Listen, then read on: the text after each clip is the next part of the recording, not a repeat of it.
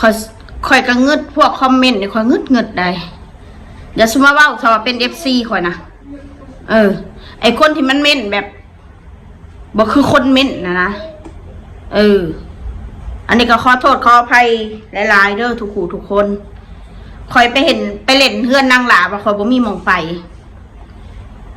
คอยไปเล่นนะเด้อคุณสิบอกไปน้องมุ้งข่อยนะขึ้นดีกันแต่เฮิงแล้วบ่แม่นพึ่งว่าบ่มีมองไปแล้วไปเล่นคอยไปหันนางหลาบ่ได้มียังให้ข่อยนางหลาบ่ได้มีผลประโยชน์ยังกับข่อยเด้อคอยไปเล่นกับว่าบ่อายเนาะว่าสิอายเฮ็ดหยังมันน้องข่อยมันบ่แม่นคนอื่น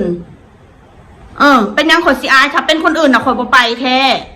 น้องข่อยเองไม่อายเนาะเวลานั้นให้เขายกคันห้าขอโทษยกคันห้าขอโทษน่ะเป็นนางขิงบ่เป็นแม่แล้วได้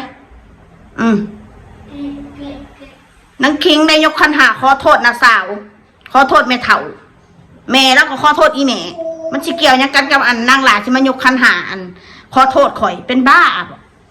แล้วก็บอกในส่วนของลูกเราแล้วก็ส่วนของเรานะก็ค่อยบอกเลยเด้ว่าพูดพี่น้องกันนะกะคือพี่น้องสายเลือดได้มันก็ตัดกันบ่ขาดปล่อยให้เวลามันเยียวยาเด้อพี่น้องเด้อ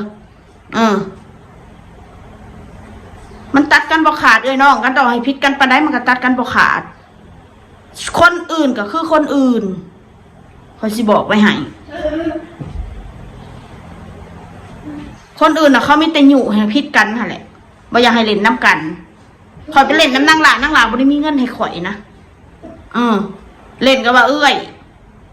ข่อยมีหยังเขาก็เอาไปให้นางข่อยมีหยังเขาก็เอาไปให้เราข่อยไปเมื่อวานมันเงินข่อยไปพ่อแล้วพอดีก็เลยอันมันว่าได้ปลามาลาบว่ะกินลาบปลาเด้อว่ะพอดีพี่ไอ้มึงไปบ้านหันแฮมาก็เลยย่างเขาไปเล่นผัวของห้องบ่ได้ไปดอกข่อยก็เลยข่อยบ่ได้มาห้องก็เลยโทรบอกผัวข่อยไปหาข่อยอยู่หันข่อยไปหานางหลานนี่เขาบอกไปเลิกข่อยไปกินของเขาฟรีดอก